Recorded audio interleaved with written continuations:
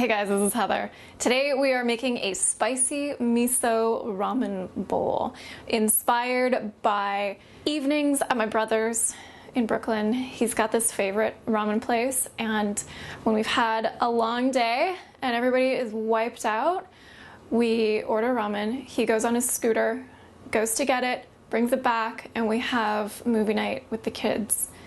Everybody zones out, slurps away, and just enjoys the goodness. Sometimes it's so nice to have something salty and savory and just super duper satisfying.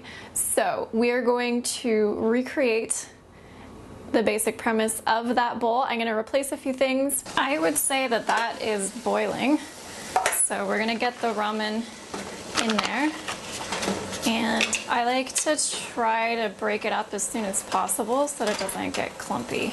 I had been using a brand of ramen noodles to make at home that just used regular flour. You can swap in brown rice noodles, or I found these at the store today, which are millet and brown rice ramen packs. They are single serving packs, and they come, this is the vegan one that they offer. It comes with a flavor pack, which is spicy miso. So I could just use this, but we are going to make our own, and I'm gonna save this for another fun day. And this being rice base will probably be a little bit on the sticky side, so I'm just gonna keep an eye every so often while this softens up. It says 4 minutes. So that's not very long at all. Meanwhile, I'm gonna put a little bit of water in a pan on medium-high to start cooking some mushrooms. I'm using regular brown mushrooms sliced. You could use the little enoki mushrooms, which are lovely and probably more authentic, but I'm gonna use brown mushrooms, and I'm just gonna cook them a little bit. I like to steam or water saute them a little bit first, a little bit of salt to get them going. And then I'll saute them properly with sesame oil in a minute. These noodles are done now. So just drain those and then rinse with water to get them just not stick. Back to our mushrooms, which are browning nicely, and I'm gonna add some chopped fresh ginger. That's a lot, you don't have to use that much, and fresh garlic. And now is when I'm gonna add some toasted sesame oil.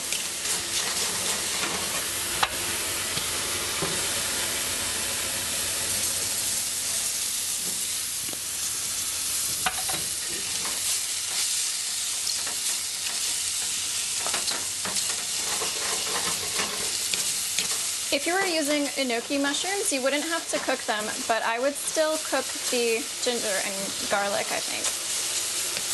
Just probably with the tempeh instead of the mushrooms. I've got this one today, so this is not pre-cooked. If you watched my Victoria videos, you will see my favorite tempeh, which is pre-cooked and seasoned, but this one is not. I'm gonna just do the whole pack because leftover tempeh is always a good thing. And I'm just gonna cut this into cubes. This just needs a little splash of tamari to finish it up. And then we're gonna set that aside and do the tempeh in this same pan. People always ask me how my prep time is so low for dishes like this, and it's because I don't do the whole mise en place thing. I just chop as I go. Just a little water in there to clear that out, and it doesn't hurt for the tempeh to steam it a little bit to start off. You could also bake this if you like, it just takes a little longer. So for this, I am going to drizzle it with sesame oil to start off with. Choo choo choo.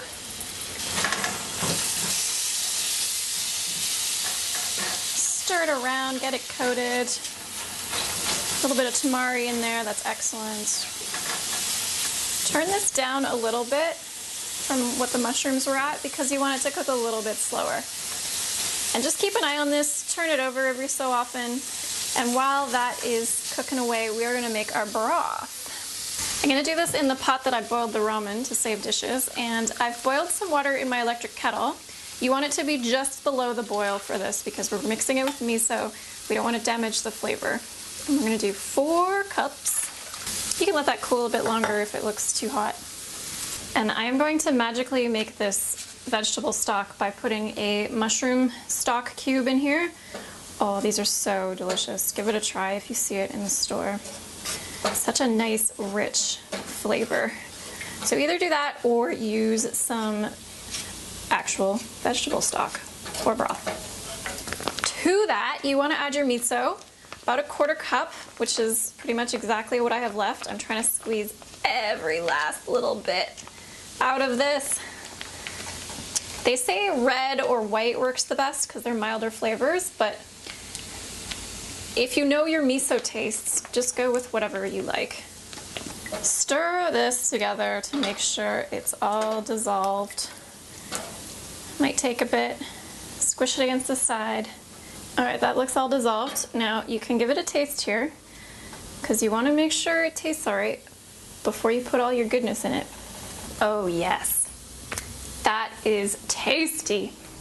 We're gonna add a little drizzle of toasted sesame oil right to the broth. And if you wanna make it saltier, you can add some tamari or soy sauce. And then the last thing we're gonna add to make it spicy is some crushed red pepper flakes. Now, go with your own taste. Start small. These little guys pack a lot of punch. So depending on how spicy you want it, put in however much you like.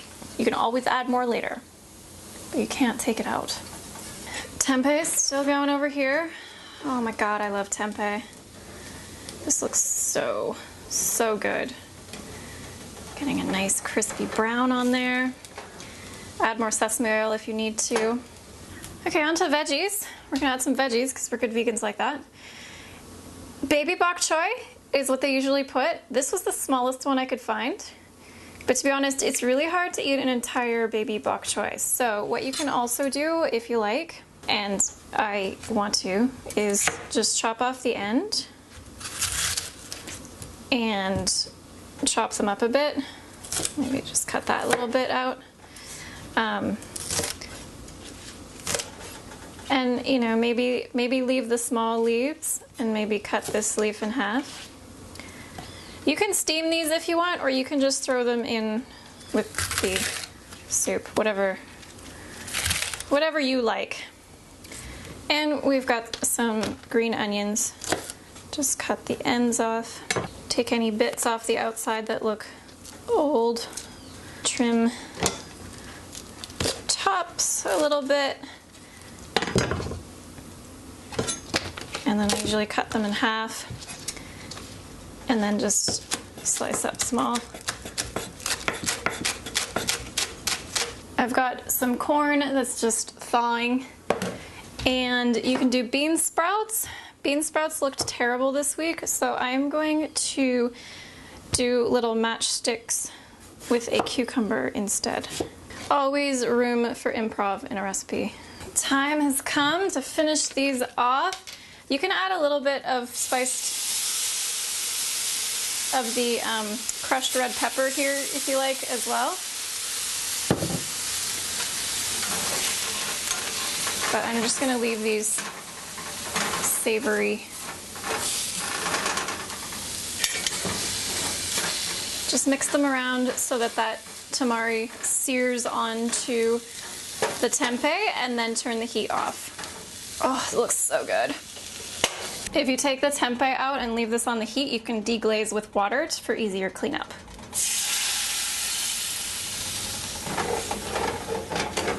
Oh my goodness, how amazing does this look? So we are going to spoon some broth into a bowl. Add your ramen noodles. These ones got sticky again. Just rinse them with water. Yum! And then arrange everything else. So some mushrooms, some bok choy,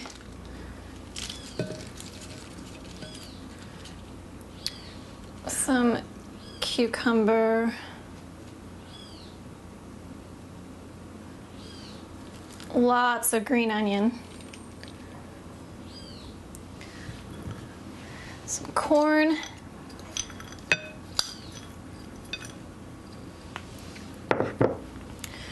and oh, my tempeh. Yum. Just gonna nestle it amongst the bok choy. How sweet is that? Get that bok choy in the broth so it steams a bit. If you just left me alone with this tempeh, I would eat it all. My best bet for eating success is always chopsticks as well as a giant spoon. I don't have the cool scoopy kind. I might have to get some when I'm next in New York. Anyway, whatever you use, it's gonna be slurpy and it's gonna be awesome. Leave me a thumbs up if you like this recipe. Leave me any comments down below if you have questions or suggestions for what you're putting in your ramen bowls. Be sure to grab your free October vegan cooking calendar, which includes this delicious recipe and 30 others for a month of treats, sweet ones and salty ones like today. Hope you enjoy it. Thank you so much for watching. Go have a wonderful, healthy day, and we'll talk soon. Bye, guys.